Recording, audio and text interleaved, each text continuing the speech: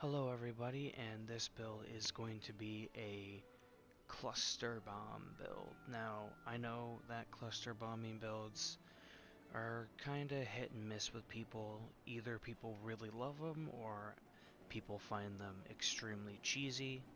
Either way, I think they can be fun with certain monsters. I prefer not to use them when I am playing with my friends or in a group because obvious reasons. They trip everyone, they stagger them, they knock them back, all that stuff. So of course with this cluster bombing build, I feel like the best one to go for is for the Antique Machina heavy bowgun. That's because instead of shooting it like an arc where you shoot it into the air and then it comes down, you shoot it normally like a regular bullet. The only thing is you might have to account for bullet drop since it is a cluster bombing build. So for the decoration in this, the rampage slot, I have a spirit bird doubled, which means whenever you collect a spirit bird, you have a chance. I believe it's a chance to get its effect doubled. It's either a chance or it's guaranteed. For the helmet, we have the Ingot Helm X. This is for the attack boost because the cluster bombs do not scale off of crit chance. I believe they are not allowed to crit, so we want to get as much attack as we possibly can to maximize the damage of said cluster bombs. Next, we are going for the Mosgarl Rib Plate X. This is the, I don't remember what they're called, but they're like pumpkins that you get from the Argosy and or the Meowcenaries. We are mostly getting this for the tune-up, so our power barrel will be increased in its effectiveness. Next we go for the Jaggy Gauntlets X. This is for the +3 into attack boost. And then next we have the Rathalos Coil X. This again is for the attack boost, but the maxed out windproof is a nice little bonus. And then lastly, for the legs, we have the Mosgarl Roots X. This is for the tune-up again, because when it's maxed out, our power barrel will have increased effectiveness. For the pedalace, I have the Underworld pedalace as usual because I like the defensive stats from it. And for the talisman, I have the Disciple Talisman, which gives me +2 into Spare Shot and +1 into Burst. The Burst doesn't matter too much for this, but the spare Shot definitely does help. For the decorations themselves, like I said, I have the Spear Bird double. That means whenever we get a spirit bird, it will occasionally increase or it will double the effect of it. So if you gain a green spirit bird, which increases your HP, instead of increasing it +5, it might be +10. And then next we have the artillery decoration. The reason I have this in here is because this heavy bowgun can also do sticky bombs. And if you run out of clusters for whatever reason and you don't feel like going back or you can't make more or you really need to keep your damage up for whatever reason, uh, this gives you an alternative means of attacking for when you really, really need it in a pinch.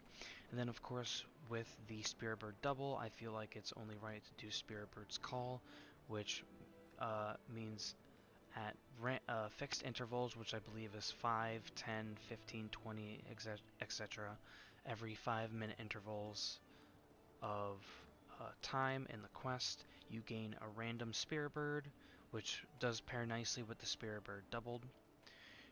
And for the rib plate, we have hard defense 4 and quick load. I have defense boost maxed out because the heavy bowgun is a slow weapon, and without the shield to really counteract the slowness of the heavy bowgun as well as the slowness of shooting cluster bombs itself, I figured maxing out defense would be a little bit of a safety net if you do not need defense or you can play around it relatively well. Please feel free to put something else in the defense boosting jewel slots. And then we have quick load just to make reloading the cluster bombs and the sticky bombs a little bit easier. And of course, in the Jaggy Gauntlets, we have quick load again and a cornerstone jewel. The cornerstone, I only really have one of at the moment. I don't have more, otherwise I would have put more cornerstone jewels in here instead of defense jewels. But one point into it is fine. When the monster becomes enraged, a lot of the outside effects that they do, like roaring, tremors, wind pressure, it's not as effective against you, which I think is fine enough for 1 point. Next we have the magazine jewel. This just it makes it so we reload a little bit better again. Then in the Moscarl Roots X we have a destroyer jewel. If we're gonna go for a cluster bomb build, I figured why not go part breaker to just break things super easy. This would be really good against something like a Rathalos, so it won't fly as often.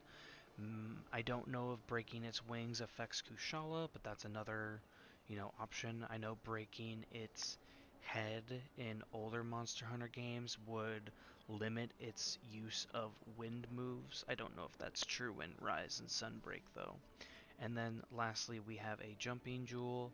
This just means when you roll, like you really need to roll out of the way and you don't have a wire bug or whatever, this just makes you go a little bit further, give you a little bit more ease of use in your positioning.